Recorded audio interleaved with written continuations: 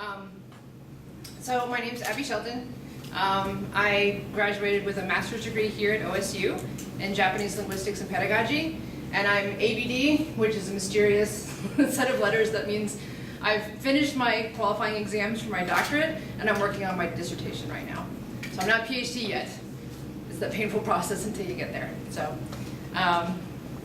I want to talk about kind of my past, my present, and your future. That's sort of the idea here. So just to give you some background, I've loved Japanese things since I was a kid. I grew up in Nashville, Tennessee, and there's actually a really beautiful, this thing, go away. It didn't work. Okay. There's a really beautiful botanical garden there, and they actually have a Japanese garden there that was actually made by a Japanese landscape architect person. And my mom used to take us there when we were little, and I just loved the artistic aspects of it. Absolutely fell in love with it. Also a big fan of just Japanese painting in general. OHJAN is one of my very favorite painters.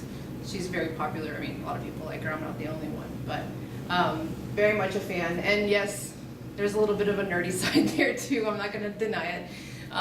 More of a manga person than an anime person, but I do read my fair share of Japanese comic books. But I studied French in middle school and high school, and I enjoyed it, but I wanted more of a challenge. And I wanted to combine my art interests as well, and I thought Japanese would be a really good way to sort of challenge myself. I didn't know what I was getting into at the time, but it's been obviously a pleasure of a challenge since then.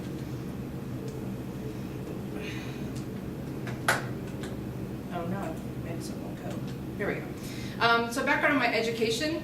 So I started learning Japanese just an independent study in high school, and everything I learned was wrong. So when I finally went to college to go study it, the book I had said wa and ga were like interchangeable, which is a total lie. So when I went to college, it was a little bit of a shock at first, but I got my undergraduate degree at Washington University in St. Louis, and then I came here for my master's. And like I said, I'm doing my PhD right now. So, and my degrees were Japanese language and literature.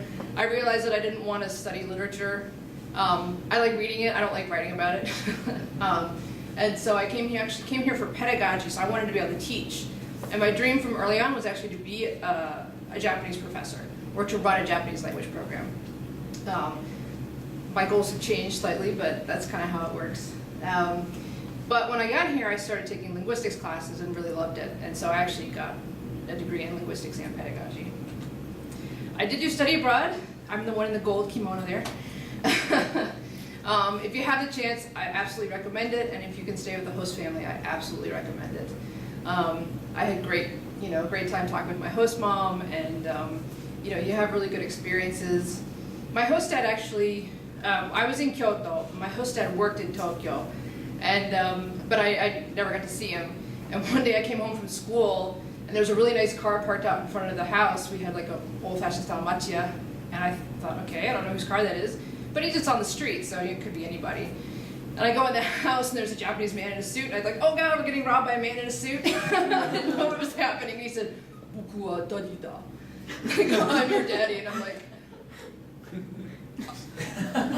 konnichiwa. Like, I totally froze. Hajimemashite. And I like ran upstairs in my room. And then later that night I told my host mom, I'm like, oh, I met Otosan. And she's like, honto? Like, she had no idea he was there. It was kind of crazy. But so you never know the adventures that you will have when you're doing study abroad. So, and I did it through, WashU is part of a consortium of schools. At the time Stanford was running it in Kyoto. But some of my fellow students went to Waseda or some other schools as well. So it's not so much important where you go. So like, Mark said he made the most of, Waseda didn't pan out, so he went to ICU. And so, like, don't get like set on a place and then get heartbroken if it doesn't work out. You're there, you're learning. That's the big part. So, employment background, after I graduated with my master's, or with my bachelor's, I went to Kansengakuin Kotobu, which is their high school, and I taught English there for 2 years. It's a private all-boys high school, so there were a lot of exciting stories from that. They were hilarious, but it was a lot of fun. And I got started learning about teaching English there. I really still wanted to teach Japanese, but I did get some background in that. And then when I came here to start with my master's, I was a TA, and actually, Brown-san was one of my students when I was TAing. So, yeah, so, and that was actually a good opportunity. One thing about employment is a lot of places want experience. Experience isn't always paid experience. As long as you can do an internship, you can volunteer, do things like that. Even if you're not getting paid for it, it still goes on your resume, and it still adds to your learning. So don't think like I have to get a job and it has to be a paid full-time position, and don't worry about that.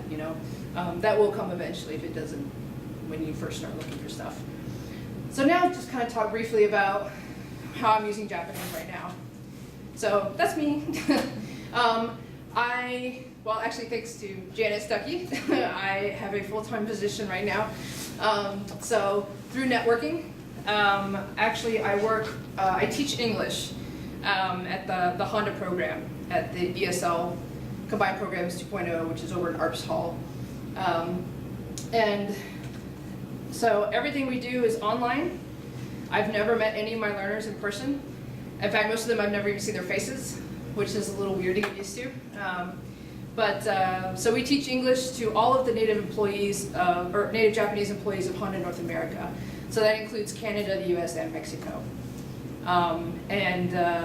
Like I said, it's totally online, and we're creating all our own materials from scratch.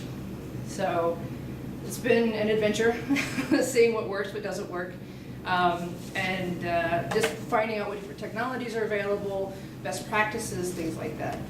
So it's pretty cutting edge in that sense. There really aren't very many programs like this. I think more and more people are moving into this model because it's mobile. People can do this at their own pace. So if this is something you're interested in doing, working online, teaching online, stuff like that, there are ways to get into it.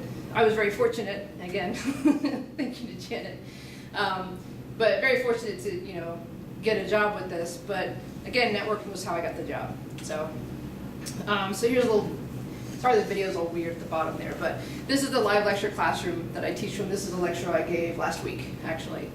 And so it's live online group instruction.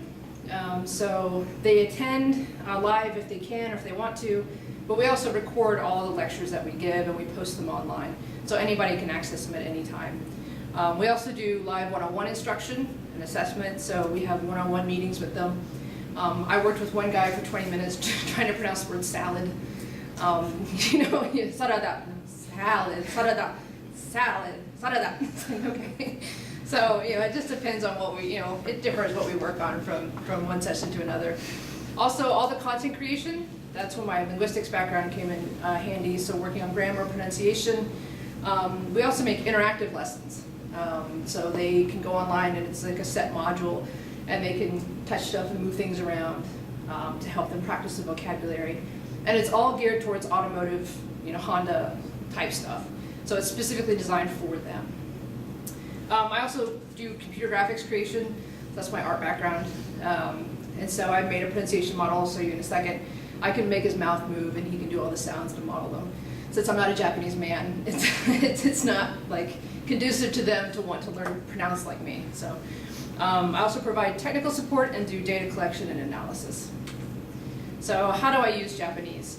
I lecture bilingually, so I try to use as much English as I can, but there are a lot of times things just, they don't know, they don't understand. My learners are intermediate level, so I do give a lot of support in Japanese. So questions and stuff like that, I try to do in English, but when I'm explaining the grammar or certain things about pronunciation, then I use Japanese to support that. Lots of emails in Japanese, so even though my learners are supposed to use their English, they don't. So as soon as I see an email, well, say what ni narimasu, okay, so, and then, and they feel more comfortable actually, knowing that I do speak Japanese.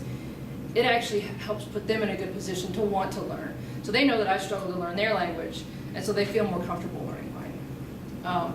Also answering the phone, nobody likes talking on the phone in a foreign language. I've got pretty good at it at this point, so since I've been doing it for about a year. And again, they feel more comfortable knowing that, you know, usually what happens, our director doesn't speak Japanese. She was brought in-house. So she'll answer the phone and go, Abby, help. And so I'll usually go and answer. They usually say, Japanese speaker, please. And moshi moshi, so desu ka, you know, they go on. It's like, okay. So, but again, it makes them feel comfortable. And then some of the instructional content that we create, I write supporting stuff in Japanese. Again, to help them kind of understand the grammar points and help them understand the comparison between Japanese